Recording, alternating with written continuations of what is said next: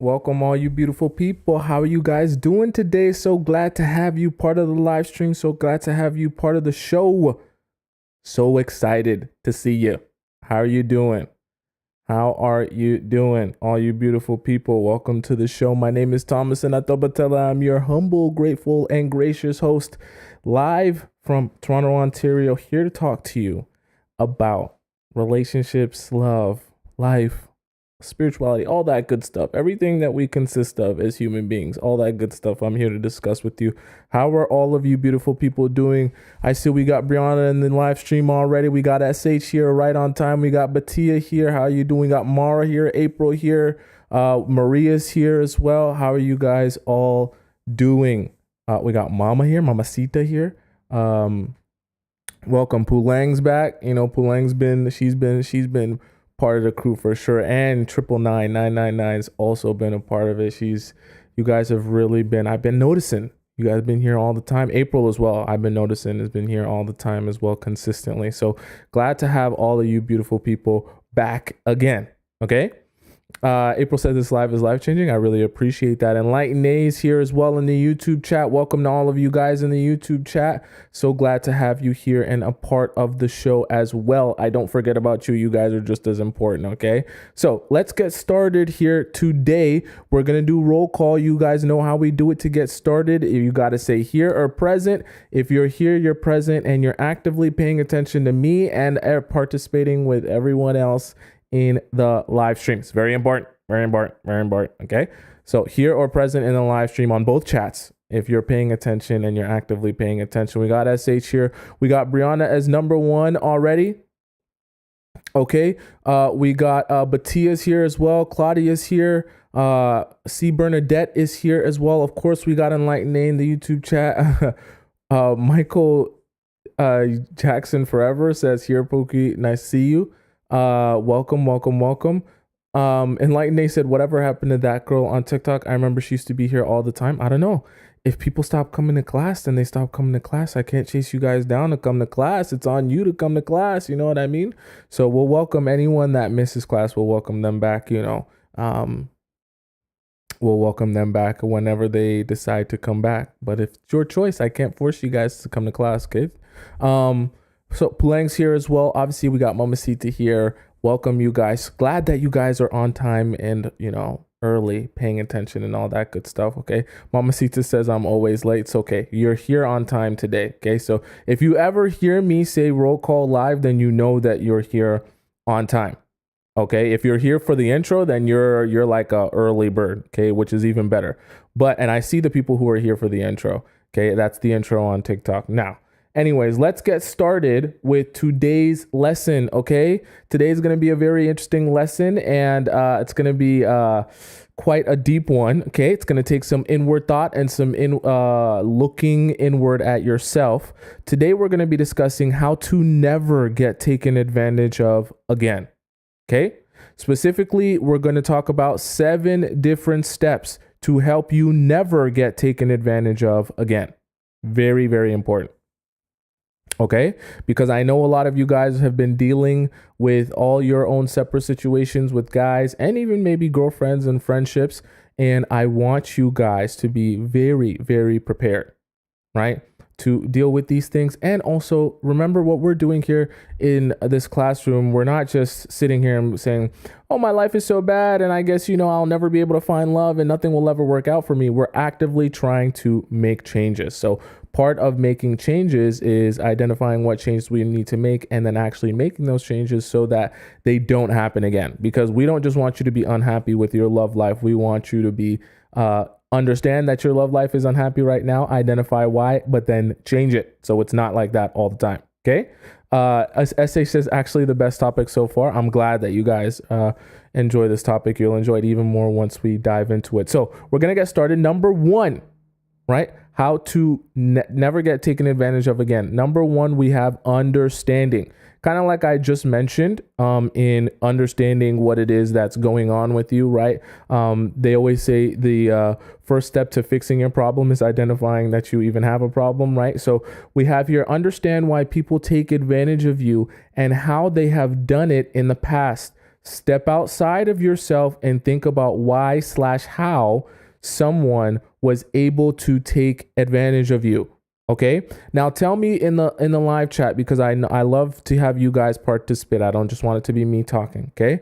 Tell me, why do you think, right, people have taken advantage of you in the past? Give me whatever the scenario is, whether it be a boyfriend, a best friend, a family member. Why do you think some people have taken advantage of you in the past? What do you think the reason is? We have user says being too nice. Lena says because I was too trusting/naive. Okay. SH also says because I'm too nice. C Bernadette says was too much in my feelings. Matisse says because I always give them the benefit of the doubt. Okay. SH says because I like to help. All right. Brianna says too nice, too naive. Okay. Patsy says hi Thompson. Hi, how are you doing? And Lightning says desperate for love. Okay, I like that answer. That's a deep answer. Mina says too generous. Claudia says didn't set enough boundaries. April says I didn't trust my gut, my intuition. Pulang says bottling things up and not addressing the issue. We also have what is that? Maimuna. I believe that's how I said. I never confronted things that I don't like. Okay. And says too nice, too sensitive, letting guard down, mindset, open heart, a good person. Okay. As Maria says, I like toxic. All right. Interesting. Now, Miriam says, what was the question? The question was, in the past, why do you think people have taken advantage of you, whether it be a boyfriend or a best girlfriend or even a family member? Why people have taken advantage of you? Okay. So very important, right? And the reason I ask you guys that is because in each of our own individual situations, right, there are different things or experiences that we've had in which people have taken advantage of us. And I know we talk specifically about relationships, and I know for most of you it will be as it relates to a relationship, but I also want you to think even broader than just the relationship, because remember how we always talk about your life is a representation of your relationships and vice versa. They all play a role in each other. So it's very important to understand why people have taken advantage of you in the past, because if you don't understand it, we're not going to be able to do any of the next steps in order to take care of it, right? And it's not just about understanding, okay, well, my boyfriend cheated on me 80 times. So I understand now that he cheated on me 80 times, right? It's really understanding what was it about me, right, that made me a target of those actions, right? Because newsflash to you, a guy is not going to cheat on a girl 80 times with every girlfriend, even the chronic cheaters, right?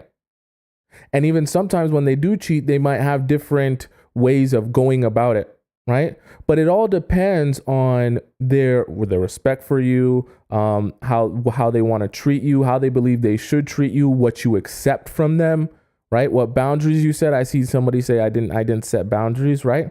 There's so many different factors in the ways and the reasons someone will take advantage of you. It is so important that you sit down and take some time to really understand in your specific particular situation why that particular person took advantage of you. Because newsflash, I am your friend that's going to say it's always that deep.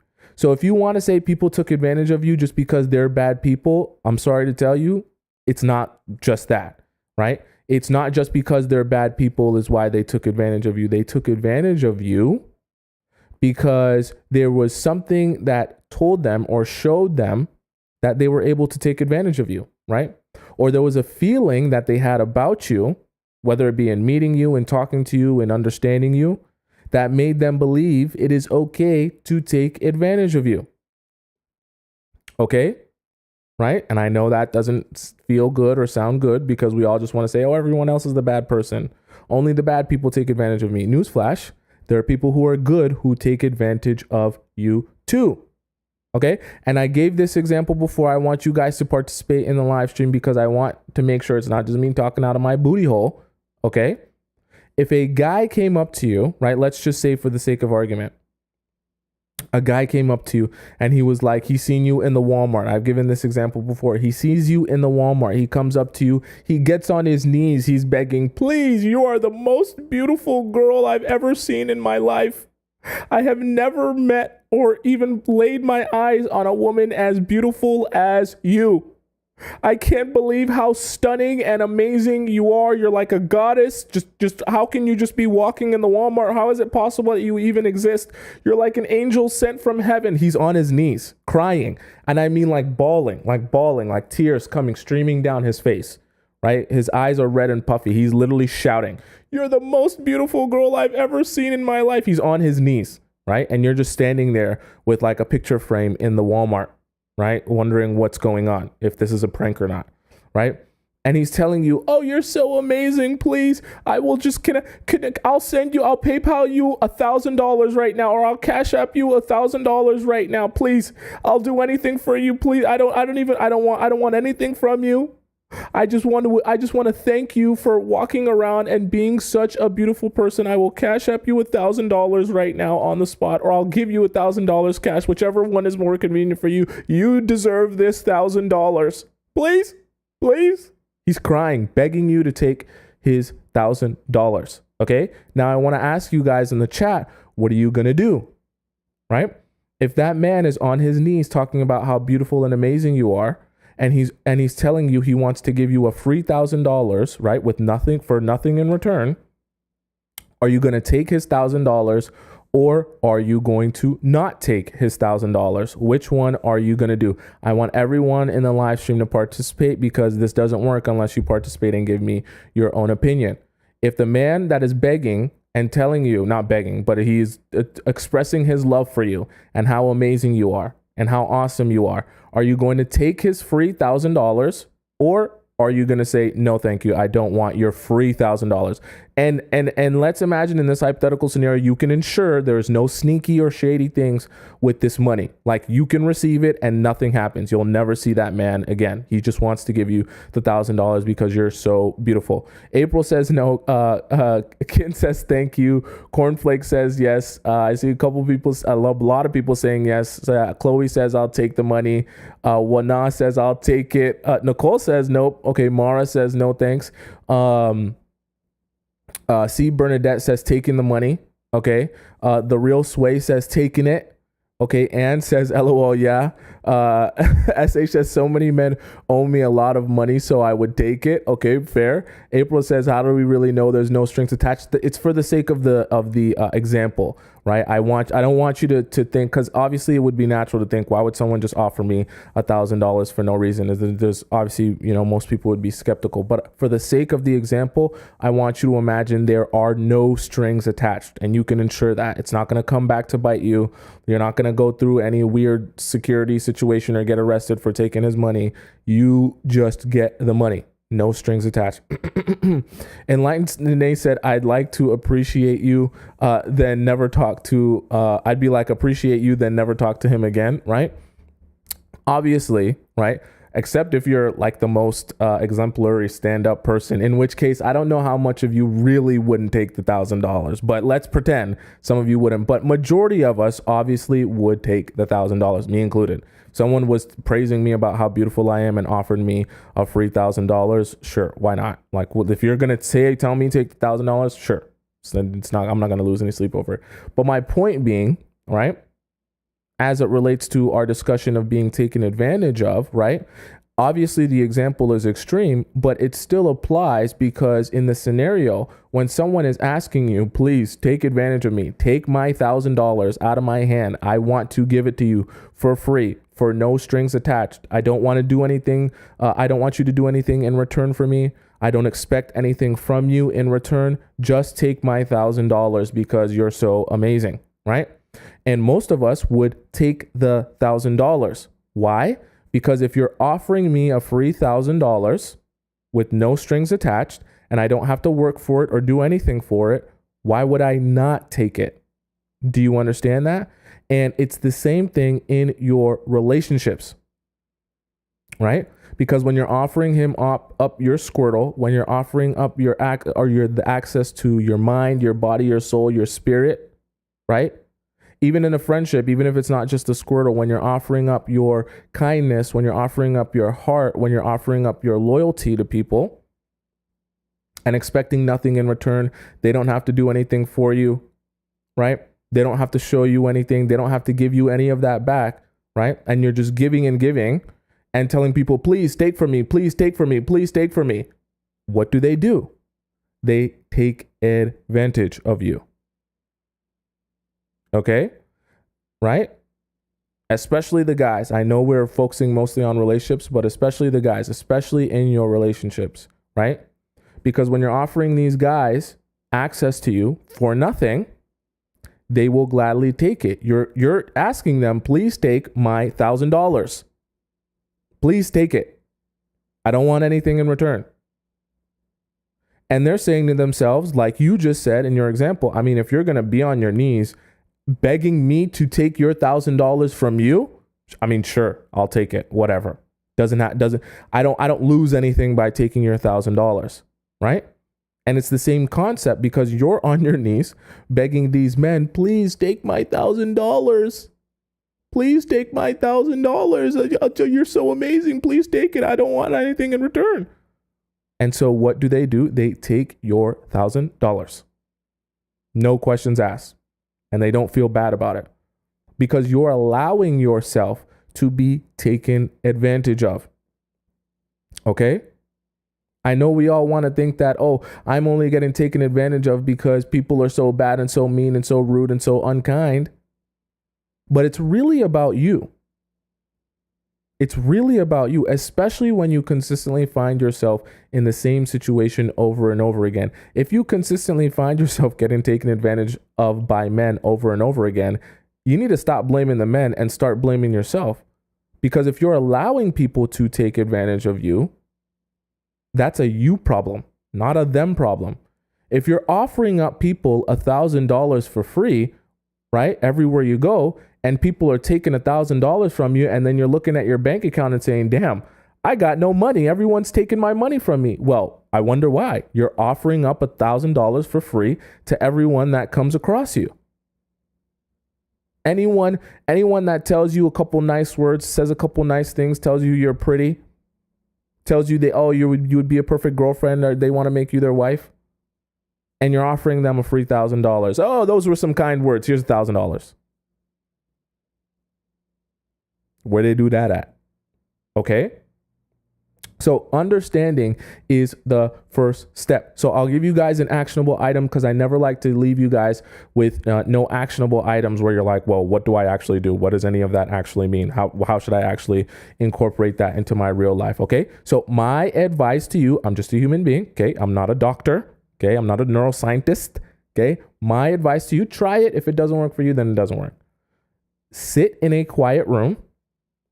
Put earplugs or headphones in. If you don't have earplugs, go to your local CVS or your local drugstore or whatever. Get you some cheap dollar earplugs. It doesn't have to be super expensive. Or if you don't want to get earplugs, just use your headphones. I'm sure you guys all have headphones. No music.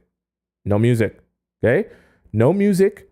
You sit down in a quiet room or on your bed. Sit up. Don't lay down because we don't want you to fall asleep, right?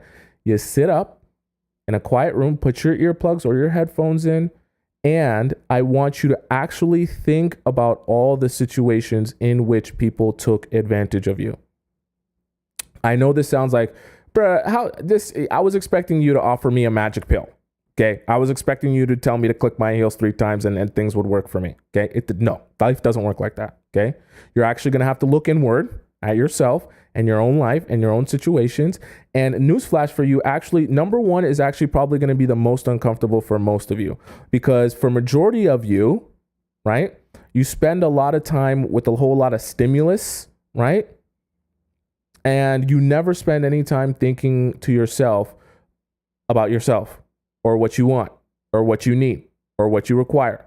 Because every second of your day is met with some sort of stimulus. For some of you, you even go to bed with stimulus.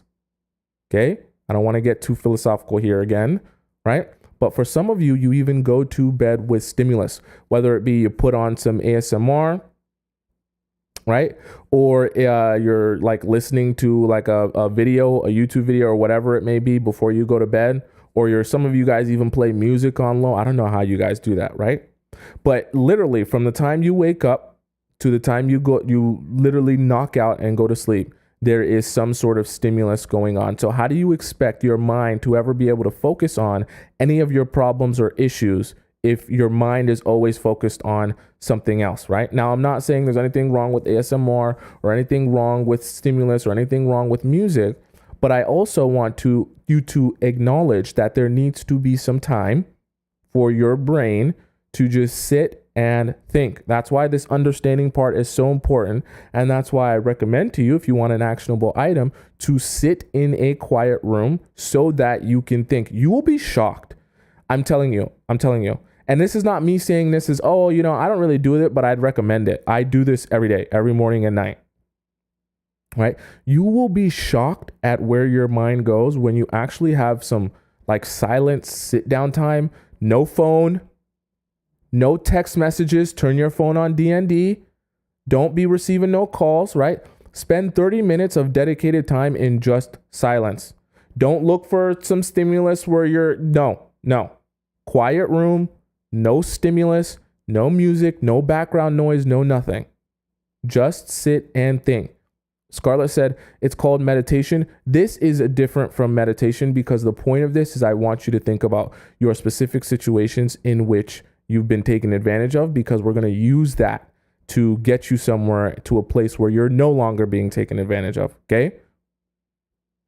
Cornflake says, I like nature sounds. For this exercise, no sounds, no music, no nothing. Nothing for your brain to focus on except what the problem that you're trying to solve. Okay. Because in this situation and scenario, we're trying to solve a problem, which is why you're getting taken advantage of. Right? So I don't want your brain waves, follicles, your neurons on anything else except for fixing your problem. That's why I make this the actionable item. So 30 minutes in silence, thinking about the situations and circumstances in which people have taken advantage of you, whether that be a best friend, whether that be a boyfriend, whether that be a family member, anything. Okay. Michael Jackson said, my brain follicles light up when I see you. That's awesome. Okay. So very important. Understanding is number one. And I'm telling you, I know number one's going to be the hardest for most of you, because most of you don't want to sit down in a quiet room and actually think. But newsflash, that's what's going to actually help you. Most of my advice, like I always tell you guys, most of my advice to you is not going to be, none of my advice to you is going to be magic pill advice. But most of my advice to you is going to feel like the hardest possible thing you could do. Okay? I'm telling you, right? Most of my advice to you guys is always going to feel like the hardest possible thing you can do, because it's going to feel like, oh, well, that's not a quick fix to my problem right now in this second. But what do I think about? Where should my mind go? Should I think about this? Should I think about this? Just sit and think and allow your mind, right, to go where it goes. Okay. Some of you guys are so worried about, but this isn't a clear, absolutely crystal clear answer to all my problems. You didn't give me the magic potion and the magic formula. And then when I get the magic formula, I'll just drink it and everything will be. No, because that's not how life works. You're so used to everyone telling you, hey, the solution to all your problems is to take my magic pill or my magic formula, that when I tell you, hey, you got to just sit down in a quiet room and think, you're like, what kind of solution is that? That's not going to help me. What kind of magic pill is that? I want a magic pill. Magic pill me. Give me the magic pill. Magic pill. Okay. So now that's number one. Okay. Number two. Oh, by the way, SH, I don't know if Sharice is here. But SH and Brianna, if anyone comes in the chat and asks what the topic is, please at them and tell them. Oh, I forgot to put in my earrings today. Anyways, please at them and tell them. I don't want to keep repeating it over and over again. So we're on that. Number one was understanding. Okay. Today's topic is how to never get taken advantage of again. Number one was understanding. Number two is identify your holes. Now, keep your mind clean. Okay. We're not talking about those holes. We're talking about the holes in your emotions or your spirit. Also, remind people that we should be liking up the live stream on TikTok and YouTube as well. It helps the algorithm. Okay. Remind them, please. And everyone do that, please. So number two is identify your holes, the holes in your emotions and your spirit. Okay, you have to look inward and think about what things you have been missing emotionally or mentally that made you an easy target to be taken advantage of. How did they do it? We talked about that a little bit earlier, right? And are there reoccurring themes? Okay. Remember when I asked you guys, why do you guys think people were taking advantage of you, right? When you actually sit and think, maybe some of you guys were, I don't know why people are taking advantage of me. It doesn't make any sense. They're just bad people. Okay. Cornflake said, do we do this every day? You do this until you come up with real reasons. And I would advise you, if you're a forgetful person, to write these reasons down. Once you have identified these holes, write them down. Okay. The reasons that people are taking advantage of you. And when I say reasons that people are taking advantage of you, that means they have to be qualities or things about you, not qualities or things about them. Okay. So for example, if you're saying, people are taking advantage of me because I'm a people pleaser, right? That's an actual reason. If you say people are taking advantage of me because they're just horrible people, that's not an answer. Okay. They're your own issues. You have to look inward, right? Because what we're trying to do here, okay, I'm going to let you in on the secret of what we're trying to do here. What we're trying to do here is we're trying to smooth over. Imagine there is cracks in cement. Okay. And because of those cracks in cement, there's all this bacteria and all this bad stuff. You got dirt, you got water, you got mud. All this stuff is slipping through the cracks in the cement, right? Because you haven't taken care of them. What we're trying to do is we're trying to smooth over those cracks in the cement. So there's no more cracks in that cement. That way there is no more room for people and situations and bad things to penetrate those cracks and seep into the essence of who you are. Okay. It can't destroy you if there's nowhere for it to go. So what we're trying to do is we're trying to eliminate those cracks, right? Those holes in your emotions and your spirit so that people can't then go deep into you and take advantage of you. Okay. You see where we're trying to go with this? Now, very important that you look inward and identify your holes. Okay. So like I gave the example a little bit, I'll give it to you in a little bit more detail. If I see that with every partner, right, or friend, I'm always going out of my way to be an extreme people pleaser so that people will like me, I then have to ask myself, okay, why is that? Right? Why is that? Identify that and then ask myself, why is that I'm always going out of my way to be an extreme people pleaser? How many of you in the live stream, I know this is one that people struggle with. We might have to have a whole topic and conversation of people pleasing. How many of you are a people pleaser? And I mean a chronic people pleaser. Tell me in the live stream chat if you are a chronic people pleaser, okay? Because I know from what we discuss and from what I know of most of you guys, I'm sure we have a lot of chronic people pleasers in the chat. Kira says yes. Venny says totally. Brianna says yes. Okay. Risha says me. Mara says no, thank God. Bongo says, I love your tips. Thank you. I appreciate that. Me, but less now. I'm glad. Maybe our conversations are helping. Pretty says, at times, I'm a protector, not a pleaser. Occasion says, okay. Phoenix says me. Okay. Pretty says getting better. Michael Jackson says, I love pleasing others on God. Okay. Paulina says, I used to be, not anymore. Okay. Charismatic says, not chronic anymore. Slightly, but working on it daily. Okay. Good. Claudia says, I used to be, now it's give and take. Okay, good. I appreciate all of your honesty. Everyone's honesty. Okay. People pleasing is probably one of the biggest things a lot of us, and I know for you guys who are trying to better your relationships, suffer from, right? Because people pleasing is the easiest way to get taken advantage of. And we'll talk in depth more of people pleasing in another live stream. But it's so funny. I know you so well. that all my examples are related to all my examples are related to someone who would be a people pleaser and solving that, as the examples that I give. So this will very closely align with probably something that you guys should be trying to fill yourselves. Okay. So you won't have to imagine what it will be like. My examples will tell you exactly what it will be like. Okay. So if you're a people pleaser, you have to sit down and actually think about why is that I'm always going out of my way to be a people pleaser. There's nothing wrong. I'm going to tell you right now, right?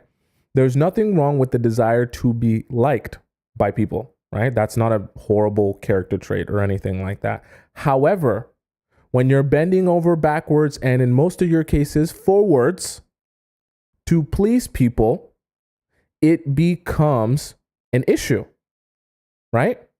Because you're not doing things for yourself. You're not doing things for your own happiness, right? You're not doing things for your own internal fulfillment or satisfaction. You're doing them solely for the satisfaction of someone else. Now, you might think, well, that's not a bad thing that I'm doing it for them, that I'm doing it for them. Yeah, but when you're only doing things for the satisfaction of other people, your entire form of validation will come from, is this person happy with me or not? If they're not, then I have no self-esteem. I have no self-worth. I don't feel like I'm valuable whatsoever. Because if that person doesn't like me, if that person doesn't love me, if that person doesn't appreciate me or see me or want me or desire me, then I am worthless. Okay? And very quickly, you find yourself in this fear, this roller coaster of fear, where every person that you meet, whether it be a friend or a boyfriend, every person that you meet, it's constantly like, please like me, please like me. This is literally it's like what's stamped on your forehead. You walk around, please like me. Everyone like me, please? If there's anything I do or I say or any way I act that makes anyone not like me, I'll stop doing it. I'll stop. Everyone, please like me, right? And you're walking around begging for people to like you. And you're also walking around in the relationships that you do have, right? You're in so much fear that, oh my God, if I say something or I do something and they don't like me anymore because I say it or I do it, even though that's what I wanted, but they didn't want it. Now, my life is gone. My value is nothing if they don't like me anymore. Okay. And then you stop, right? You stop putting on or turning on that part of your brain that ever thinks about what do I want? What do I care about? What is important to me? And your life, literally your life becomes, what do other people want? Who do they want me to be? How do they want me to act? How do they want me to talk? Right? The problem is, okay, in the end, right, when you pass away and you're unalive, it only really matters if you made you happy. Okay? Because when you're laying in your bed and you're 50 or you're 60 or you're 70, hopefully you guys live to 100, right? And you're thinking back to what your life was, it really won't matter if you did everything you can to make everyone else happy. It will really only matter to you if you did the things in your life that you wanted to do that made you happy. That's the problem with being a people pleaser, is because when you look in the mirror, you're disgusted with yourself because you didn't do anything for yourself. You only did it for other people. And now when you look in the mirror, you don't even like the person you've become. I don't want to get too deep in that, but it's very important. Okay, so number 2 was identifying your holes. Number 3, you have to heal from trauma. Okay, this is very important. Okay, because this has become a buzzword. Everyone, oh, heal, we got to heal, girl, we're healing. Oh my God, we got to heal. It's time to heal. We are healing. Okay, I hate buzzwords. I hate trendy topics. I despise those. Okay, because whenever there's a buzzword or a trendy topic, people lose the essence of what it was actually meant for. They just say it because it sounds good. They just say it because they've heard it before. They just say it because everyone else is saying it. It's the same thing with narcissists. Don't get me started with that. Everyone's ex is a narcissist, okay? You guys don't even know not you, but most people don't even know what narcissist really even means. Okay? They don't even realize it's an actual medical disorder. It's not just if someone's a little bit selfish sometimes or cheats on you. That doesn't make them a narcissist. Anyways, I don't want to get too caught up on that. But the point is, when we say heal from trauma, right? We're not just saying, oh, heal from trauma, sis, snaps fingers, and we don't actually do anything, because most of us don't even know what it means to actually heal from something. Okay? Right? When we hear the word heal, if you were to ask most people, okay, what are the actionable items behind actually healing? Okay? Most people don't even understand what the actionable item is behind healing. Okay? Someone says, as a therapist, I totally agree. I'm not a registered therapist, so you probably know better than me. Okay? You do know better than me, actually. Right? Healing from trauma is not just a buzzword, right? It requires actionable items. Obviously, we're going to discuss those, but I just want you to be aware. Get rid of the idea of the buzzword. Oh, yeah, heal from trauma, heal from trauma. Let's actually focus on the actions that has to be taken in order for you to properly and successfully heal from that trauma. Okay? So, very important, right? You come up with the smallest possible step. Did you hear what I said? You come up with the smallest possible step, right? You can take towards healing that hole inside that hole inside your mind and your spirit that over time will stop it from being a hole inside you. Right? Teresa said, first step, go see a professional. I mean, yeah, in an ideal world, we'd all go see a world-renowned therapist and, get help. But reality of it is not everyone has access to a world-renowned therapist. And also the reality of it is there is no information or magic pill or magic potion that a therapist is going to give you that doesn't already exist inside you. Okay? You have all the answers to your own questions. Okay? Your life questions, your love questions, your relationship questions, your everything questions. You have the answers within you. There is no therapist, there's no doctor, there's no anyone that is going to give you the answers to your life. You have the answers to your life. And even if you go to the best therapist on this earth, they're only going to do the job of allowing you to have someone that you can bounce ideas off of and help you pull whatever is inside out of you so that you can be like, oh, that was actually the answer to my problem. And they'll be like, yeah, you're welcome. And then you'll walk out. Okay? So in the end, you do the work anyways. Whether you go to a therapist and get help for it or you do it yourself, you still end up doing the work. Okay? So yes, very important. You heal from the trauma, not just a buzzword. Okay? So for example, if you're a chronic people pleaser, because I know a lot of you guys are people pleasers in this chat, we just discussed it. If you're a chronic people pleaser, go to the movies by yourself. Okay? Something small. It doesn't have to be, you don't have to save the world. Okay? You don't got to do a bunch of things. Oh my God, I'm a chronic people pleaser. I'm cutting everyone off. Okay, I'm never going to speak to anyone again. It doesn't have to be so extreme. Okay? Start small. Go do something small by yourself because you want to do it.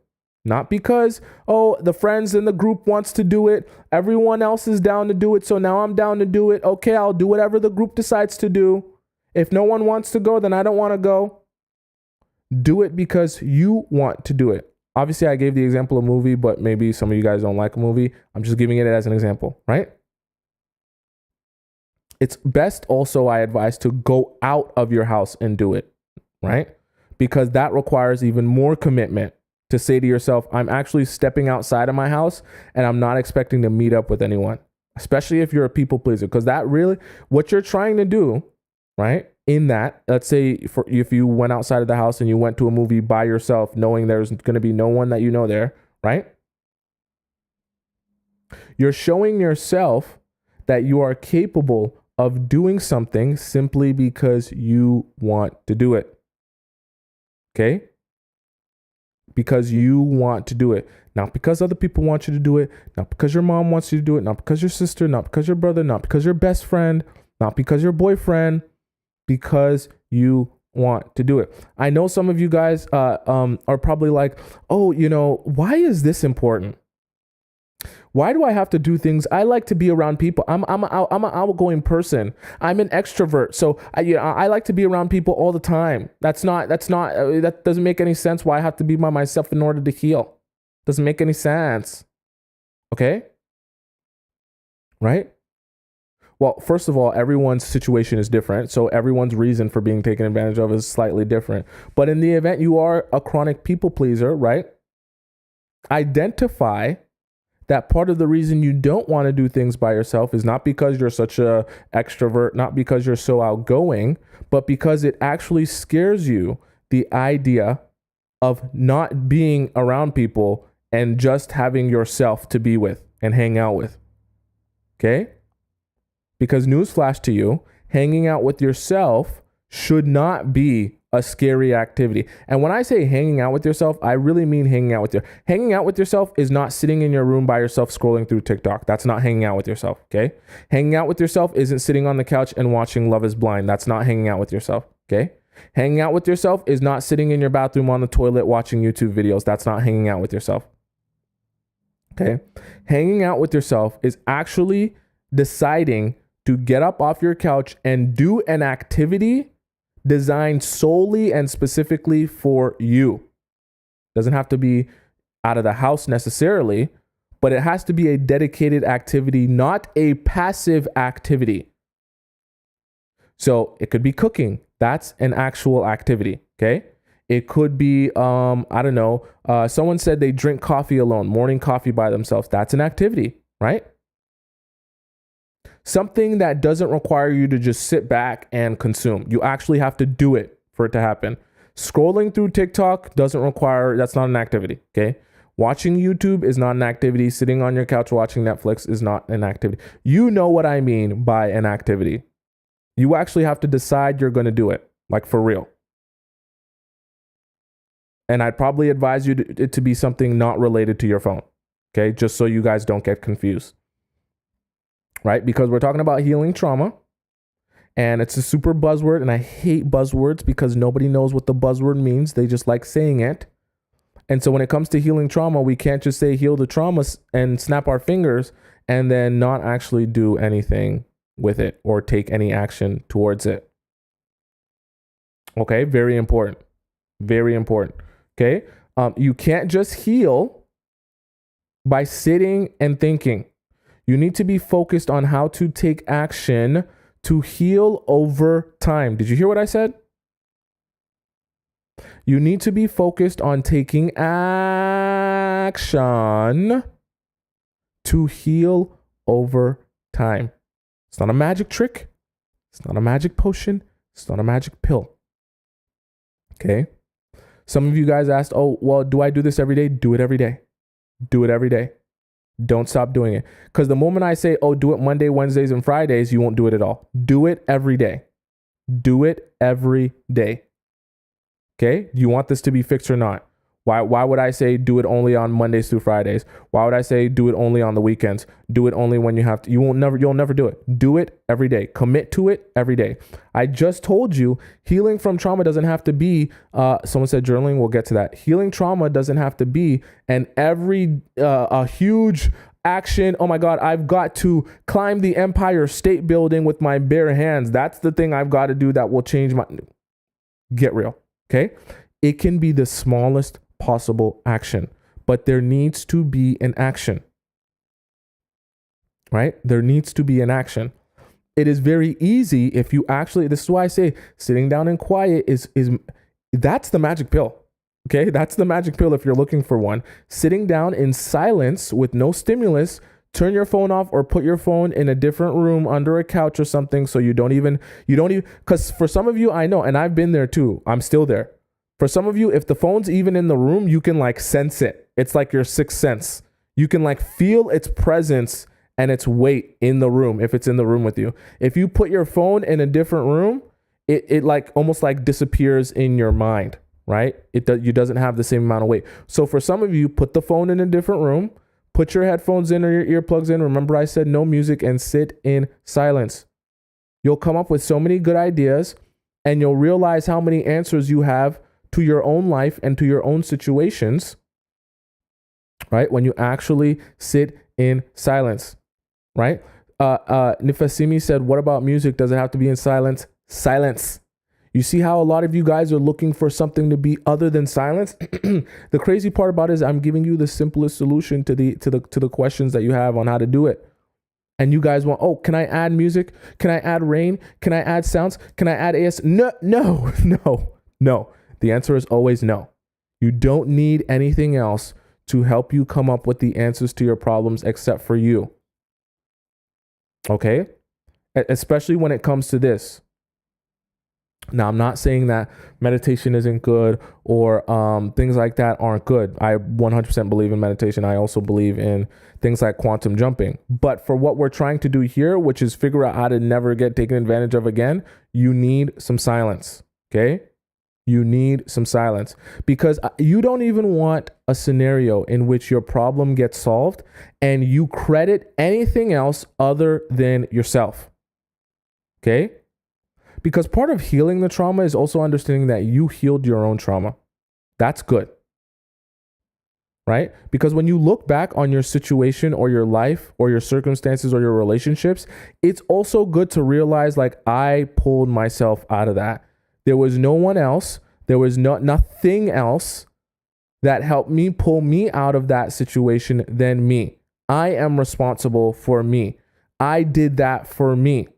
And it's a really good feeling and it's a really big confidence boost to be able to go back into your life or to look back into your life and realize I did that for me. I changed my life. I am the reason I feel better. I have a better relationship. I'm happier. Okay? Right? Miss Black Barbie said, God gives me strength too. I agree, but see, the thing is, that's why I say it's spiritual, but it's not religious, right? The thing is, if you put too much onus on the entity to make you feel something, you stop taking action towards it. For those of you who are religious, some of you might not be, whatever your religion is, whether you're Muslim or you're Christian or you're Catholic or you're Buddhist, whatever it may be, right? Prayer, the idea of prayer is not just praying and asking for something, right? Prayer, if you really want to talk about what prayer is the law of assumption. You speak something into existence, even if you don't see it right here, because you have faith, correct? I don't want to get too spiritual here, right? Because you have faith, you speak it as if it already exists in your life. That's the law of assumption. That's literally what the law of assumption is, okay? And then after that, you don't just sit on your butt and do nothing. You do whatever the smallest possible step is or action is towards that. And then the rest you leave up to whatever it is that you believe in. Okay? But the laws of the universe, quote unquote, still apply even to religion. You still got to take action. Whether you have a God that you believe in or not, you still got to take action. It's not just about sitting back and hoping something will wash over you that are all the answers to your life. There's no one that's going to hand you a key, okay? You still have to take action towards whatever it is that you want to see. So even when it comes to healing trauma, you don't just want to sit back and be like, I'm going to wait for my therapist to tell me what the answers to my problems are. I'm going to wait for Tomisin to tell me what the answers to my problems are. I'm going to wait for my mom or my dad to tell me what the answers to No, you have the answers to your problems. Even when it comes to healing trauma, you have the power and ability to do that. You don't need any music. You don't need any rain sounds. You don't need any ASMR.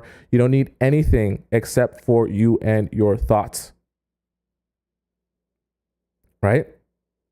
Except for you and your thoughts. You are so much more powerful than you even realize, than you ever have given yourself credit for, which is why you constantly believe that you need something else in order to solve your problems. Even in your relationship, in your life, in your everything, you're always feeling like, oh, I need something or someone else to solve my problem. Oh, I need to take this. I need to listen to this. It's about you. I'm laughing because like I make it sound so simple and it's a lot harder, obviously, to actually go about and do it and really believe it. But it really is about you. Everything we talk about and discuss in relationships and in life and in love is about you. It's not really about other people. It's really all just about you. Okay? Right? So it's very important that you heal from the trauma. And then also in the process of you taking that smallest possible actionable step towards healing your trauma, right? Step by step, you realize it's not an overnight thing. I told you guys, I ain't feeding you no minute oats. Okay? We don't do microwave stuff around here. If you want microwave answers and you want to live in a microwave world, you probably should go somewhere else and listen to someone else. I am not going to tell you that your problems are going to be solved in an instant like a microwave. That's not how life works. Okay? Anything, and I'm sure you've experienced this as well, anything in your life that was really worth having, that really gave you joy and felt good to have and get and gain, took work. Okay? Took work. Even if you got the most amazing thing or the most awesome thing without work, it probably didn't mean that much to you. It's just how life works, okay? The only thing meaningful that will truly bring you happiness in your life, whether it be your relationships or anything else, takes work. So even in healing your trauma, it feels really good when you're fully actually healed, but that takes work. It's not an overnight thing, right? It's not a microwave thing. So don't do it being like, oh, okay, Tomisin told me I should sit in silence with my thoughts. So I'm going to do this today. And by tomorrow, I'll be healed. I'll be able to go out and I'll be able to date whoever I want. And I'll just be so much better, right? You're going to feel better, but your problems won't be solved in a single night. Okay. That's not how that works. Right. Because I know when you guys hear me talk about it, you're like so eager to do it. You're so eager to do it. You want to do all of it 1,000%, all tonight, all today, right now. Yeah, I'll do it right now. Everything right now. So all my problems will be solved by tomorrow. No. You'll feel better by tomorrow. All your problems won't magically disappear by tomorrow, though. That's okay. That's okay. Okay? That's perfectly fine. Okay, Puleng said something super amazing that I actually want to mention because it was such an amazing comment. Consistency counts as well. Actually, consistency counts the most, which is why when I told you guys with healing from trauma, right? Take the smallest possible actionable step, right? Don't try to do everything overnight all at once. Okay, your life is not a magic pill or a magic potion. Okay, just look for the smallest possible step you can do or take care of right now, right in this second, or decision you can make or way you can work towards your goal of healing yourself. The smallest possible step. Don't think about anything else after that. Just the next smallest possible step. Then when you do that one, go to the next step. Then when you do that one, go to the next one. Only think about the smallest possible step you can take. Don't think in big lump sums and chunks, okay? That won't serve you because you're not going to do everything at once. The consistency is what matters more than anything, okay? Once you've identified what your goal is, you understand what it is that you need to be working towards, all you need to focus on after that is the consistency, right? Because that's how you truly see the changes in your life over time. And I mean every day. Right? So you guys are asking me, oh, what's the schedule I should do? What's the schedule? Every day. Every day. Okay? If it's got to be in the morning for you to best do it every day, sure. If it's got to be at night for you to best do it every day, sure. If it's got to be on your break at lunch for you to best do it every day, sure.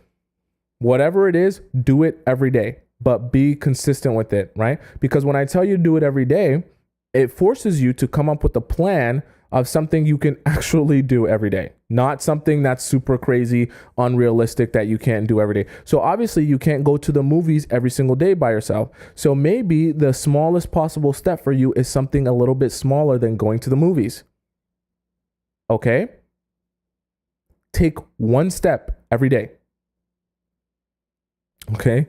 Risha says, I often start things and not finishing. That's actually, you maybe one day we'll talk about consistency because consistency is actually the key to unlocking everything in your life, right? Because anyone can do something for 1 day. Okay. The reality of it is things only change when you're consistent. That's a whole nother topic for another day. I don't want to get too deep into that, but very important. Okay. You got to be patient. So number 1, understanding. Number 2, identifying your holes. Number 3, heal from your trauma. Number 4, make yourself whole. Okay.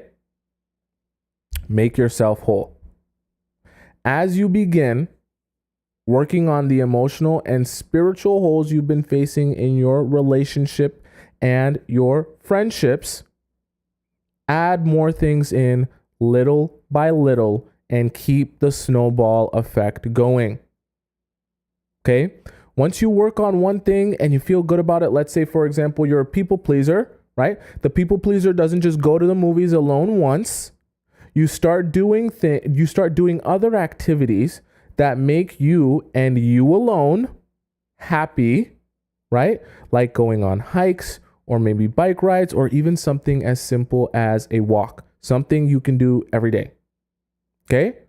Not every day it has to be the biggest thing or something like going to the movies or going to dinner by yourself or something like that if you're a people pleaser, right?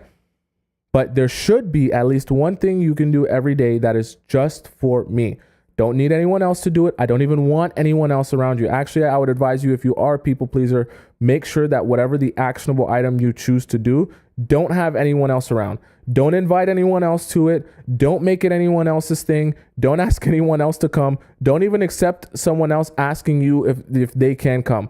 Do it by yourself simply because you enjoy doing it, whatever it may be.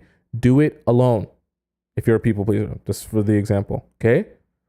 Because you need to prove to yourself that you will do things for yourself.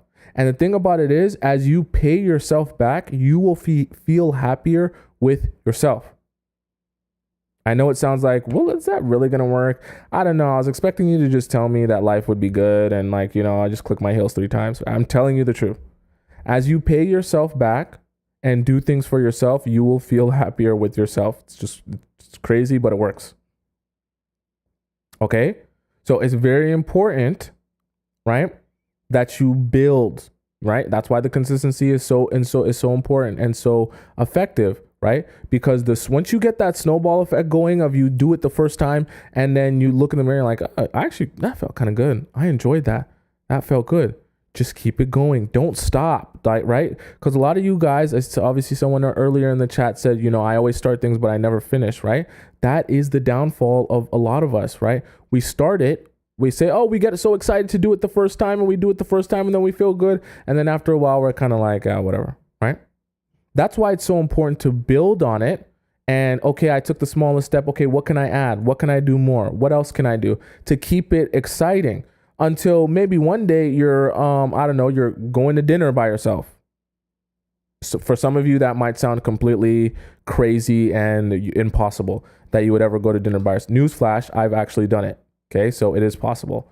And I wouldn't say I'm a super extroverted person. I'm like a little bit of both, but like I've literally gone to dinner by myself. And when I say go to dinner, like go to a restaurant, sit down, order food, eat at the restaurant by myself. That's probably like I wouldn't expect you to do that or anyone else to do that. It's hard. It's not easy, but you can get there. It's possible. It's very possible. Okay. And you can do it because you want to do it, not because someone else didn't show up or someone stood you up. You can literally go because you liked food and you want to go there and you want to eat there. Okay. Very possible. Right. So don't look, very important. Don't look outwardly for someone or something to give you the feeling of being whole, or else you fall into the same trap, especially if you're a people pleaser, right? When we talk about making yourself whole or even healing your trauma, a lot of us, I'll say us because I've been there too, I'm not better than you. A lot of us fall into the trap of looking to someone else, especially looking to someone else. I'm going to get mad, right? And wanting to be with them or spend time with them, that, oh, me being with you is what's going to make me feel whole. I'm sad about the last person or the last situation I had to deal with, so I'm going to bring someone new into my life and they'll make me feel whole now. because this new person's in my life. Then what happens when the new person that you're using to make you feel whole leaves your life, or that relationship isn't working out how you thought it would work out? Now you're sad again, and now you have even more holes because you got a hole left in you from the last situation, and now you got a hole left in you from this new situation. Okay, Puleng said, oh, it's like seeking validation. Exactly, right? You just go from person to person, hoping that this new person is what's going to solve your problems, when in reality, your problems are inward, right? If you're desperate for validation from everyone and you find yourself bending over backwards and forwards for people's validation, and it never seems to get you anywhere or get you in the place that you want to be, you have to start looking inward, right? Because there is no person that's going to come along in your life that's going to make you feel fulfilled or whole. Okay, that's why the title of that point is make yourself whole, not have someone else make you whole. Okay, very important, because I know that the first thought or feeling, right, is, oh, I'm going to run to someone else that they'll make me feel whole. That's no. You will never feel fulfilled or happy or satisfied as an individual if you do that. You can do that, but I'm sure you're probably here because you've been doing that. So that should be a telltale sign that hasn't been working for you. Okay. In the YouTube chat said, Astrologer Ann said, healing from trauma is super personal, but find what works for y'all. 100% I agree. She also said, working on salt to my food and doing my oil pulling. I've heard about oil pulling too. Maybe one day I'll try it, right? Enlightened A in the YouTube chat also said, faith without work is dead. I 100% agree, right? So important, right? You got to take action towards it, and it's got to be you. Can't be someone else, okay? Like I said before, it is not anyone else that has the answer to your problems except for you. There was a therapist in the chat. I don't know if she's still in the chat, right?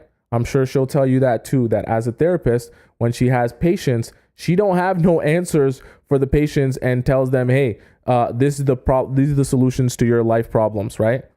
It's really just about asking them questions and allowing them to come up with their own answers to their problems. Then they go out, you give them some suggestions, but in the end, they solve their own problems and issues. It's not you that solves their problems or issues. So even if you went to the best therapist on this planet Earth, they ain't gonna hand you no magic pill. In the end, you're still gonna be the one that solves your problems if you do that, end up doing that. Okay, so it's very important that you don't look outwardly to other people to solve your problems. Okay, right. Now, the next point as it relates to make yourself whole, you don't sit and wait for signs or magical moments. Did you hear what I said? Do not sit and wait for signs or magical moments. I know some of us are spiritual here. Some of us are also religious here. I know some of us, regardless of what your belief is, I know a lot of us want to live in our Disney princess movie and sit back, relax, and wait for the Prince Charming to come save us from the burning tower, right? And all our issues and problems will be solved. That is not how life works. Okay, I keep saying the same thing over and over again.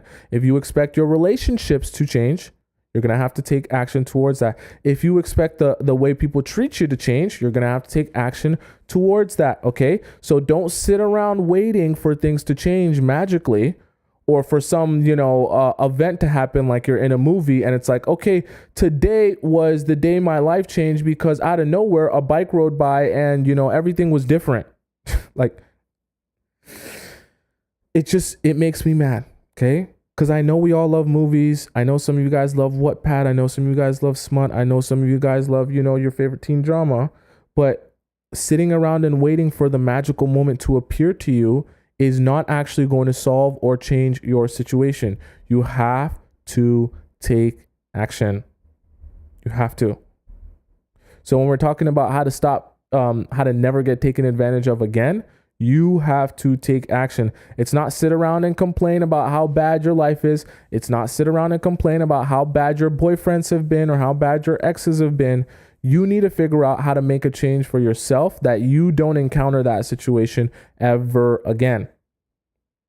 And I know, like I said, I understand that for most people, this won't be the popular topic, because most people just want to hear me talk about, hey, how do you get a guy to kiss you? How do you get a guy to like you and text you more? How do you get a guy to call you every day? I know that maybe some of you in the chat, maybe some people that scroll on by, they just want to hear me talk about, how to get a guy to call you, text you back 8 times a day, in a second, all that good stuff, because they think that that's the real solution to their problem. If I can just get a guy to text me every day of every second of every day, I'll be perfectly fine and I'll be happy and all my problems will be solved.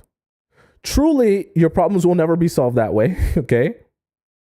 But, right, there are solutions to your problems, especially as it relates to relationships. Unfortunately, though, it's not how to get a text back in 30 seconds, unfortunately, okay? I know that sucks, and that's not as interesting or as fun or as magical as some of you wanted it to be or imagined it would be, but it's the real world, right? The real world is not TikTok, okay?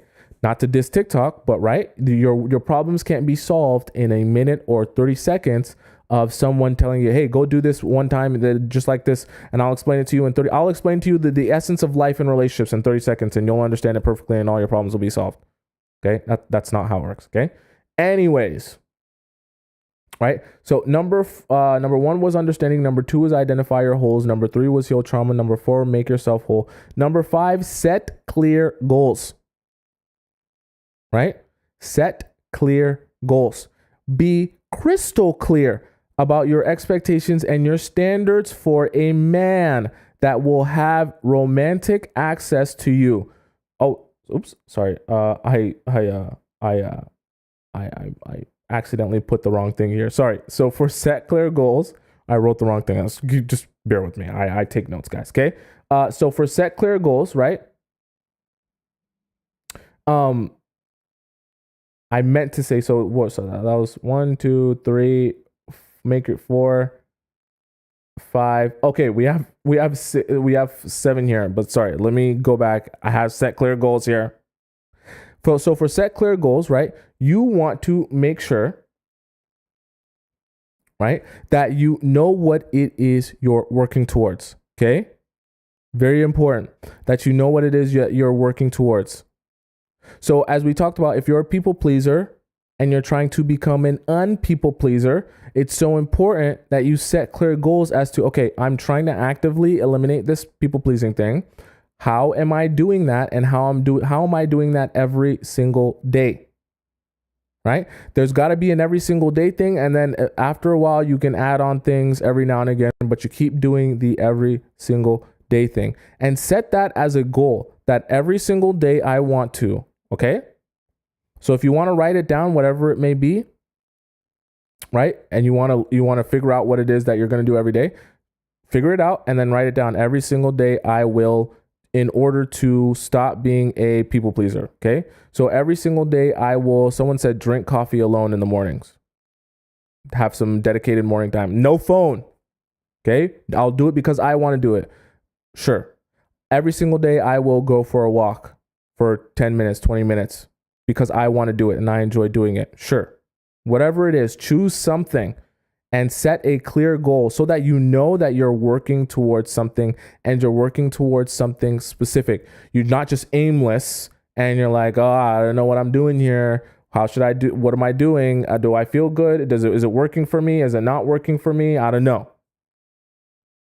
Okay, so it's very important that you set a clear goal and set clear goals in general, that you know what it is that you're working towards. If you don't know what you're working towards, then like I said, you're going to be aimless and you're going to be wasting a lot of your time.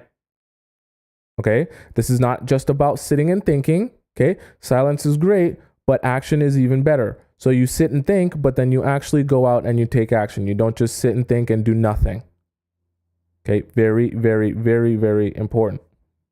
Okay, and I know you guys are like, oh, well, but how is this helping me not get taken advantage of? Try it. and you'll see how it helps you not get taken advantage of, because not getting taken advantage of isn't about saying some magic words, or when you go out on the date with the guys, hey, I'm telling you right now, I'm not here to get taken advantage of. That's not going to solve your problem. Okay. Newsflash. Right? So you set clear goals. Very important. So that was number 5. Number 5. Now, track your progress. User just said it. Very important. So number 6 is track your progress. So things like journaling. I would advise you, if you do not have a journal or a diary, get one. Get one. Get one. Because you want to, if you were talking about how to stop getting taken advantage of, you want to use the journal or diary to keep track of your daily mental and spiritual progress. Check in with yourself on how you feel and what you feel. Right? Spend that time when you're journaling just sitting in silence and journaling. Write whatever's on your mind or on your heart. Okay? Don't worry about what other people are saying or doing or thinking or feeling or whatever. Just write what's on your heart. Check in with yourself and look back on your pages also. Excuse me. And see if you're actually making progress, right? If you're feeling better on a day-to-day basis, right? On a week-to-week basis, things like that, right? And see if you're actually like what you're doing every day, right? And the things that you're trying to help smooth over those holes emotionally and mentally and spiritually, if they're actually working for you or not. Or not. Because in some cases, they're not working. And so you might have to make a change, right? So it's very important that you track your progress by journaling. How many of you in the live stream chat, how many of you guys journal? How many of you journal or track your progress? Let me know in the live stream if you journal or track your progress, or if you don't. Some of you may not. Enlightened in the YouTube chat said, I always try to remind myself that if you don't have a plan for yourself, someone else will have one for you. 100%. 100%. Brianna says, I journal. Someone else says me. Dominique says, I do. Claudia says, I do. Batia says, I don't. Okay. Nafasimi says, I try, but I'm really inconsistent. Not enough, Venny says. I don't, but we'll start. This is why journaling is so great. Not just for what we're talking about on how to get taken advantage of, but you have to understand, right?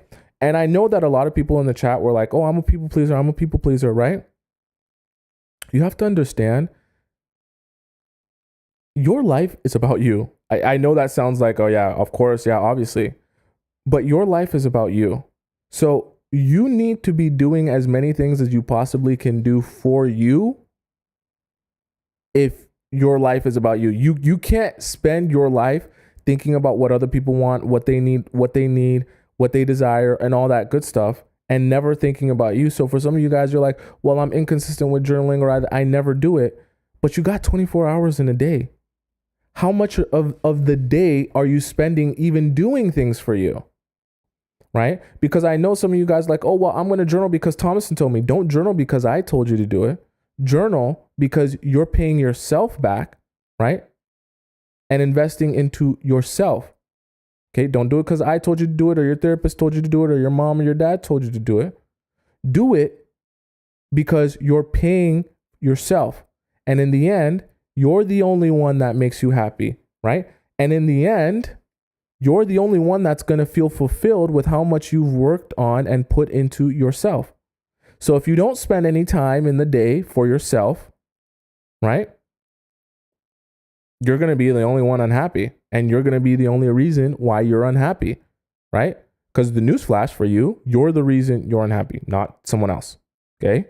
Because you can be happy. You're going to work for it though, just like anything else. Okay? So if you're not pouring into yourself, you're not going to get anything out of it.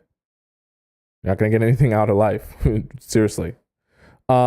Astrologer Ann says, I value day-to-day joy over searching for an inherent purpose. Thought on goal setting with this view. I always advise you to set goals, even if it's something super, super, super small, simply because there needs to be an objective way of understanding, am I working towards the direction I want to be in or not? You need to be able to have that amount of clarity in your life where, hey, I want to do this. Okay. So if I want to do this, I've got to take steps towards it by doing that, right? That is a goal in itself. Even saying, hey, I want to have financial freedom so I never have to work a 9 to 5, whatever it may be. That's still a goal. Okay. Even if your goal is to have no schedule. Okay. That's a goal still. You know what I mean? It's always important to have goals, no matter how small or irrelevant you think that they are, so that you can track them. That's why I said, even in this, you want to track your progress, because you want to see how you're feeling on a daily basis. And you want to track I'm trying to stop getting taken advantage of. Okay. So if that's my goal, I need to be aware of if I'm getting closer to my goal or farther away from my goal, because there are only two answers to that question. And whatever that answer is will guide me if I should be doing more of something or less of something. If you don't track your progress or keep track of it, then there's no point in this, right? Especially when it comes to your mental health, stability, and your relationships, because all of that is stuff that you feel. It's not stuff that you can necessarily outwardly see. It's not like going to the gym. I can keep track of my progress by seeing how big my muscles are. If we're talking about your mental well-being and your relationships and your love life, you're going to have to keep track of what's in here, right? And what's in your heart and what's in your spirit. Okay. So you're going to have to write that down so you can see it in 3-dimensional space and actually be able to go back and be like, okay, I see how I feel. Okay. I understand how I feel. Okay. It's here, right? Like it's real. Okay. Because if you're not keeping track of that, you won't know if you're getting better or worse. You'll just kind of be gauging, I don't know, I kind of feel okay today. Tomorrow you'll be like, I don't know, I kind of feel okay today. And you won't really know if you're getting anywhere. So it's very important that you track your progress. For example, if you're the chronic people pleaser, you would keep a diary of each activity that you did that day that was only for your pleasure, and literally write down how it made you feel, right? And what it made you feel, and if you would do it again, right? Keep track of all that stuff, because you want to be able to look back on it and say, okay, yeah, no, I went for a walk today and it made me feel really good. I thought about this, and I thought, even if you thought some negative thoughts, I thought about this and I thought about that. But then I realized, it wasn't that bad. Or I realized, there's a different way to go about this, and I can solve that situation or problem in my life. Good. Keep track. Keep a diary. Keep a journal. That way you can look back on your thoughts, because those are thoughts. Those are just thoughts put down on a 3-dimensional paper that now become something you can physically feel and touch and read. That way, when you go back and read back on it, you can actually see what you really felt genuinely that day. Because I don't know, have you guys ever been in a situation where you feel a particular way today, and then maybe a year down the line, you can't really remember how you felt on that particular day, or even in that situation, right? Even in a relationship. Have you ever been through a really traumatic time in a relationship, and while you're in that traumatic time, you like have so much feelings and thoughts about it or whatever, and then by the time it's like a year removed from that, you look back on it and you're like, I can't even really remember how I felt in that time or why I felt that way. You know what I mean? Because thoughts escape you so easily, right? It's hard to just, I'm going to be going my memory banks and think back to exactly how I was thinking or how I was feeling on that particular day, right? You kind of always just have the gist of a memory or a feeling or emotion that you felt at that particular time, right? So it's very important that you write it down so you can track your progress. You look back and read so that you can look and read back on your mental and spiritual progress to remind yourself how far you've come in that period. Make sense? All right. Any confusion so far? So that was number 6. So number 1 was understanding. Number 2 was identify your holes. Number 3 was heal from trauma. Number 4, make yourself whole. Number 5, set clear goals. Number 6, track progress. Okay, clear so far? I want to make sure we're all on the same page. You guys got to tell me if you're clear, right? Someone said, but when do I read them? Read them every day. If you want to look back on them every day, look back on them every day. Okay, reread them every day. Because I'm telling you too, you'll be surprised. Even if you read back on them every day, like, I already know what I thought yesterday. Write down what you feel today. Go into tomorrow and read back what you put down today, because you'll realize, damn, I didn't realize I felt like that at that moment. Trust me, it's the magical thing, right? And it's a great way to really understand how you're feeling on a day-to-day basis. So every day, look back on it. All right. So number 7, we have reevaluate relationships. Okay. Now, this will probably be the most difficult one for most of you, because this requires the most uncomfortability. Okay. If we're talking about how to avoid being taken advantage of again, you never want to get taken advantage of, right? You're going to have to reevaluate some of your friendships and relationships. Okay? So you take a look at relationships and friendships to see what do or do not align with where you want to be, or the holes you are trying to fill. Okay? So for example, if you're the chronic people pleaser, if you have been a chronic people pleaser and you tell all your close friends are boy crazy, it would be smartest for you to distance yourself from those people that actively represent what you are trying to change. I know this one doesn't feel good. I know this one isn't fun. I know this one you don't get to blame the boys. So it's not as fun when you can't blame the boys. Okay? Because this one really requires some inward thinking. Also, if you're in a relationship with someone that's actively taking advantage of you, the same thing applies. You have to distance yourself from that person.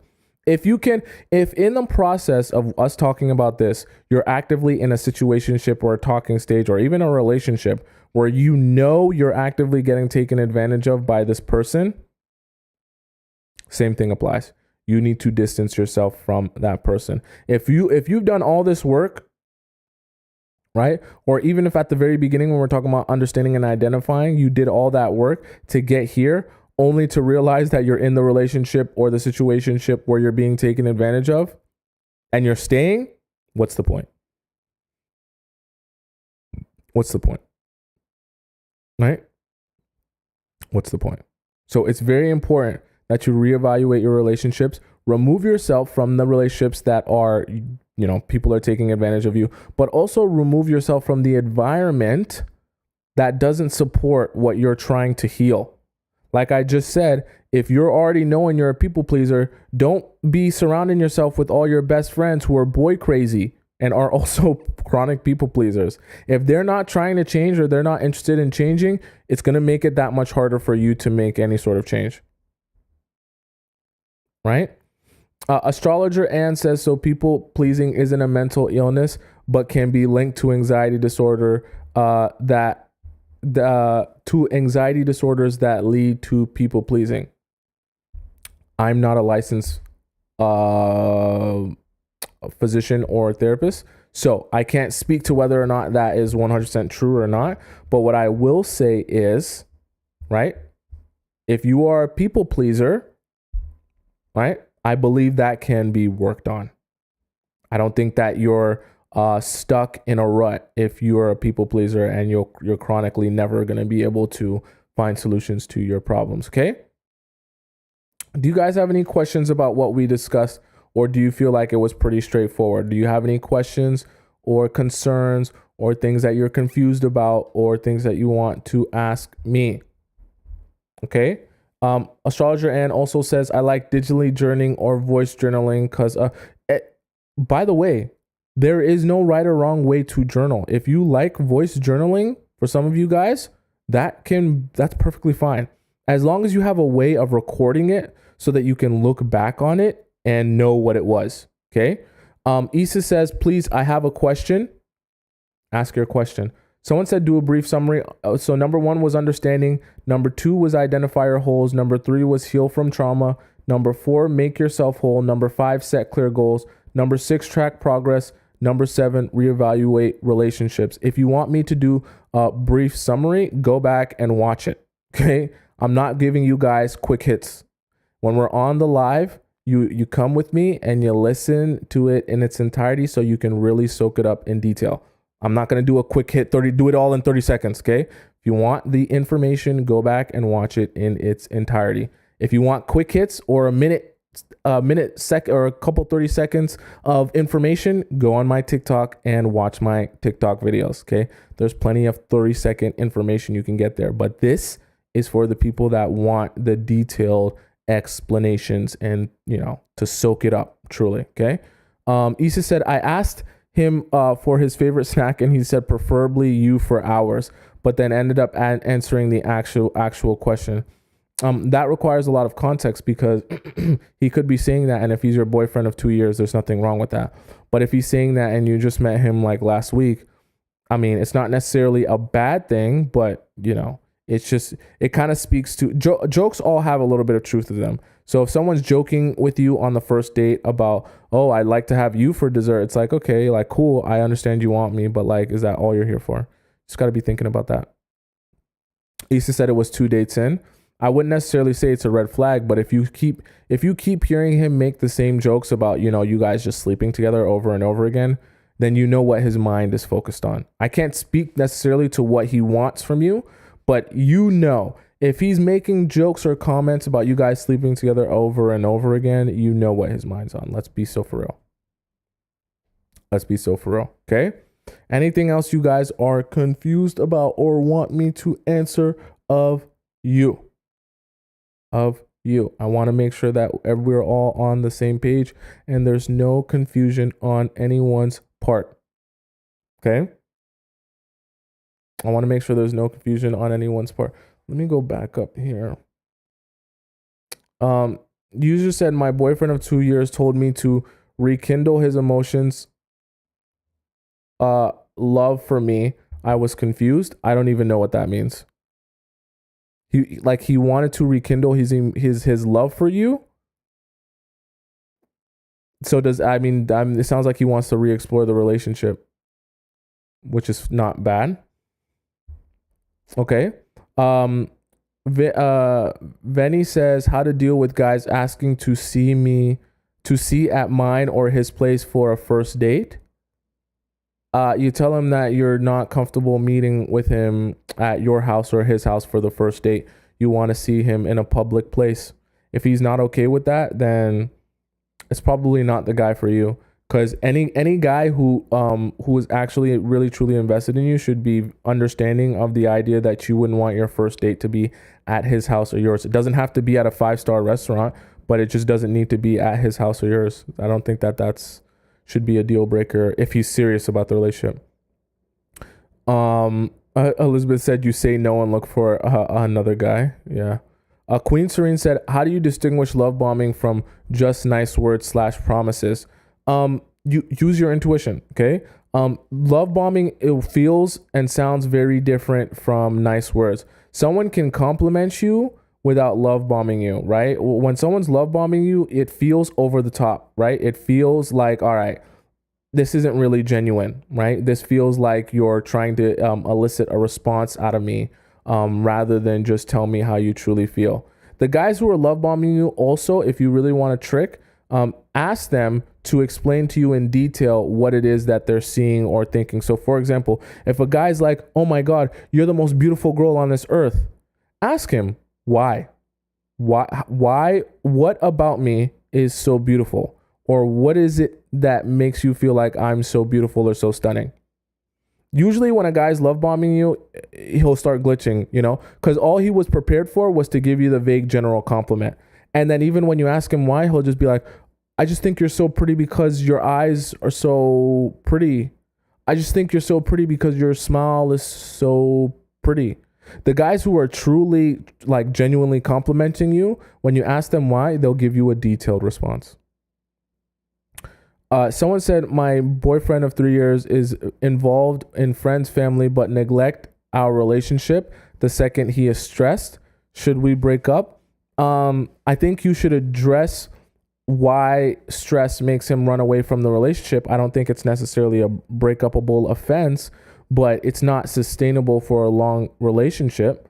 I think you guys need to have a sit down talk about when you guys are stressed out or you guys are in a fight, what your each other's fight language is. So when I say fight language, understand what is the best way he likes to be dealt with if you guys are in a disagreement or he's upset, and vice versa. That will be the best solution to your problem. If you guys can't come up with that, then you'll have the same problem over and over again. Enlightened A said, what made you want to start helping women, like going live and doing TikToks? I enjoy the TikToks, but the TikToks aren't deep enough for me, right? I like doing the TikToks and I'm still going to do the TikToks, but they're only 30 seconds or a minute long. I know you can make 10-minute videos, but nobody watches that on TikTok, okay? And the thing about it is, like I always talk to you guys, I'm a deep person. So it feels disingenuous for me to only talk about relationships for a minute or 30 seconds when I know that you wouldn't really ever be able to extract enough knowledge or actionable items to really be able to make a change. You know what I mean? That's why I started going live consistently, so that the people who really actually want to make a change can come join me and really actually learn something that changes them or the way they feel. Also, I feel like it brings the connection a lot closer, right, than me just talking for 30 seconds, because a lot of people do that.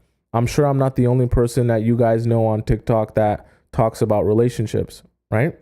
On TikTok, but you know, it's kind of just becomes slosh in your mind when you're hearing everyone talk about it for 30 seconds, right? I even seen someone say the other day on a live stream that they were like, I didn't realize how nice of a person you are until I joined the live streams. You know what I mean? It's just a much better, the live show is a much better connection, and you get so much more of my personality than just hearing me talk for 30 seconds. No diss against the people who love watching me for just the 30 seconds or 1 minute, but I just don't feel like you get enough really from it to really genuinely benefit you. You know what I mean? And I want it to actually benefit you, you know, or else we're kind of wasting our time here if it's not benefiting you. Stephanie asked, is liking other people's pics on social media a deal breaker after you both agree to the boundaries? If you both agree to that boundary and he continues doing it, then now he just doesn't respect you. So now you have a choice to make. He's clearly showing you that he doesn't respect you if you set a boundary. So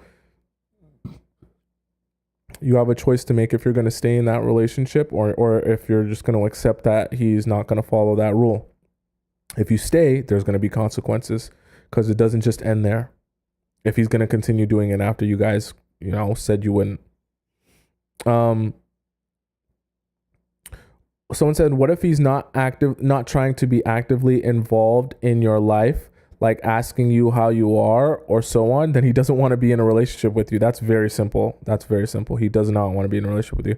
Noel says, if I want more quality time with my BF, what should I do? I don't want him to feel smothered. You should ask him what he's interested in and what he likes to do, and then spend some time with him there or doing whatever he enjoys doing, because he was already going to do it anyways. So just, ask him to join you or ask him to teach you about it. Guys love teaching if he likes you. If he doesn't like you, then maybe it's different. But guys love teaching a girl they like about something they're already interested in or passionate about. Guys love doing that.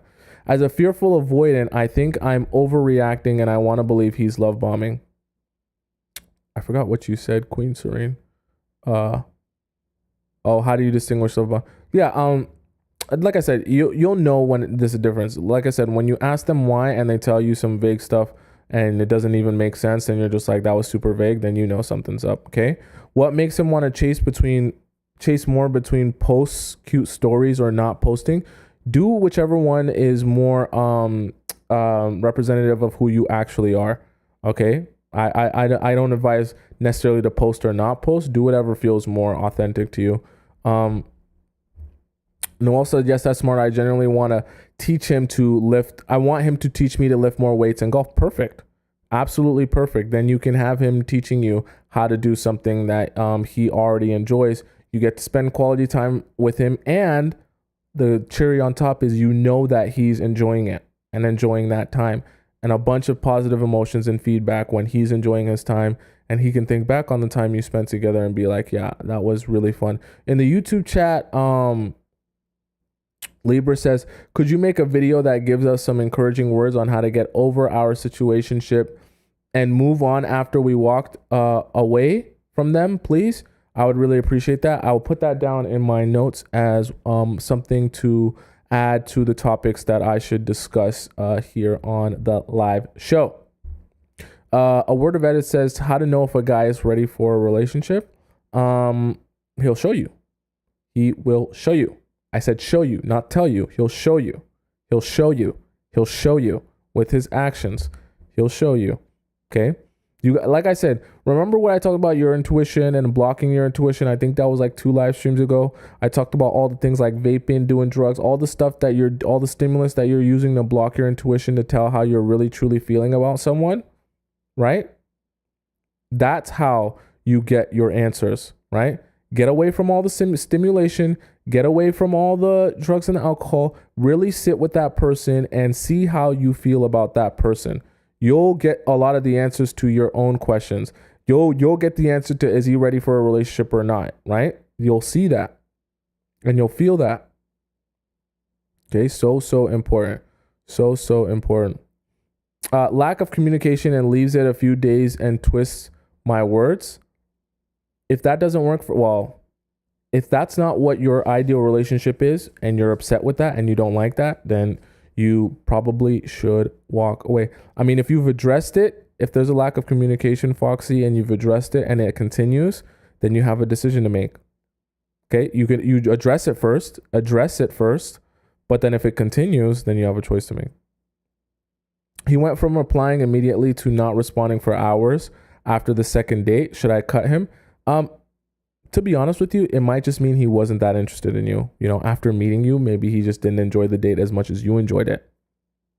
Some guys are like that. Or it could mean that he was expecting to smash after the first date, and since he didn't, it's already too much effort now. Some guys are also like that. I listen to my intuition and I'm so at peace now. Trust me, when you start listening to your intuition, things won't be confusing. You won't need me to tell you how to solve your problems. You'll just be like, oh, I already know the answer, which is a great thing, right? Do guys ever feel guilty for using a girl? Would you feel guilty for taking $1,000 for a guy that was on his knees begging you to take $1,000 from him? Answer that question, and then that answer is going to be the answer to your question. Okay.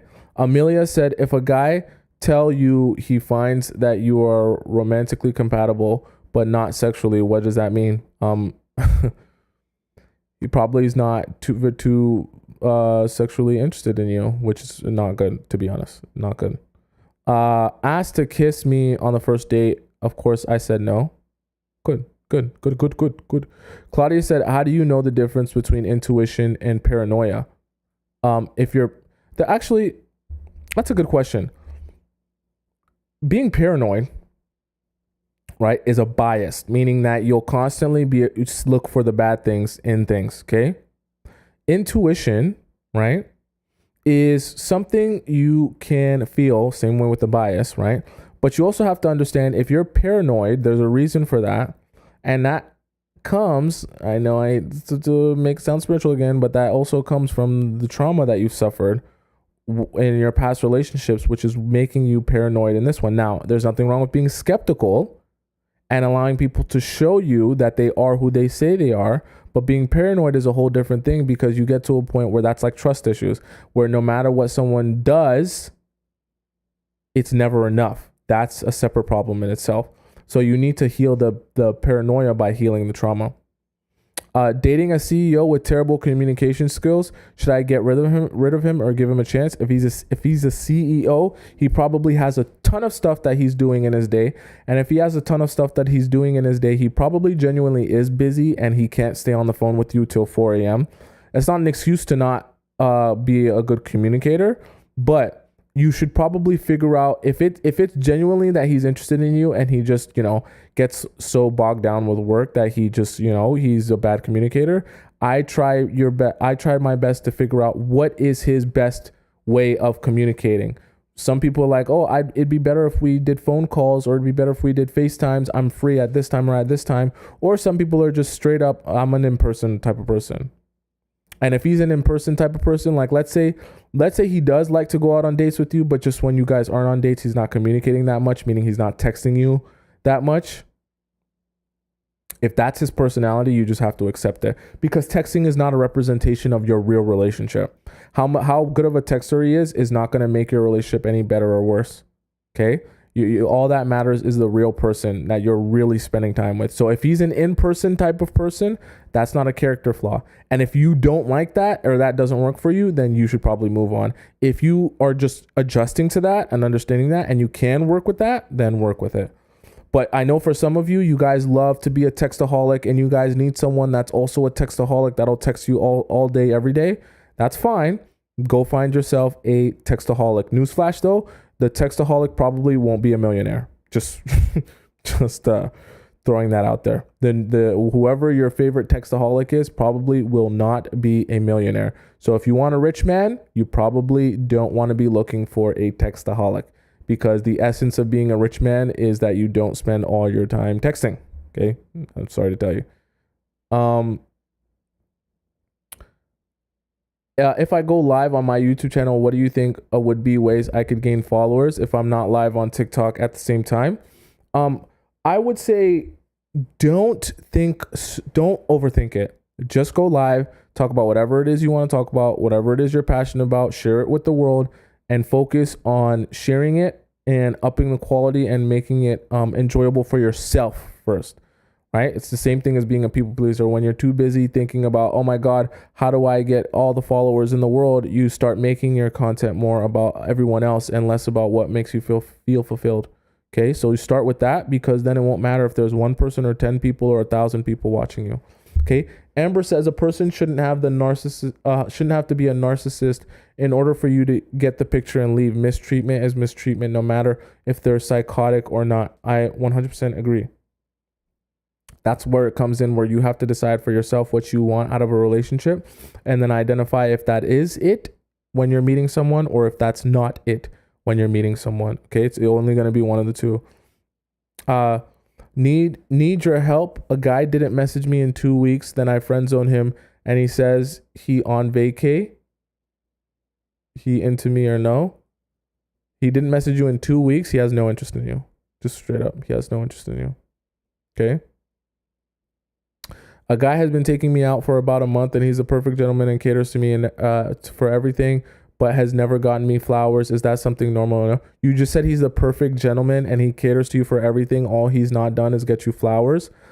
That is paranoia. If someone else was what's the difference between intuition and paranoia, that is paranoia. If you just finished saying he's the perfect gentleman and he didn't send you flowers, and now you're worried, that you're going overboard here. Okay. Like, that's not the end of the world. Okay. How do I stop attracting nonchalant men? Start investing in yourself and stop taking yourself as nonchalant. I know that doesn't sound fun, but it's the truth. Stop taking yourself nonchalantly and your life nonchalantly. And trust me, the seriousness you bring to yourself and your own life will attract serious people. You take everything as a joke and nothing is serious to you.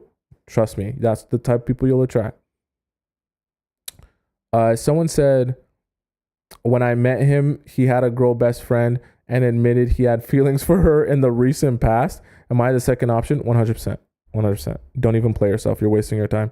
He just told you what it was, right? So if he's telling you that that's his girl best friend and he's telling you he's had feelings for her in the past, you think those feelings disappeared? No.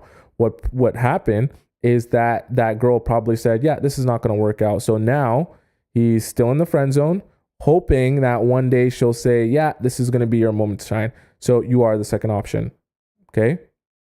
You're actually more like the side chick, because if that's his girl best friend and he's known her since before you, her problems will always come before yours. Her issues and things and situations will always come before yours, and you will be a side chick to your own boyfriend. Good luck.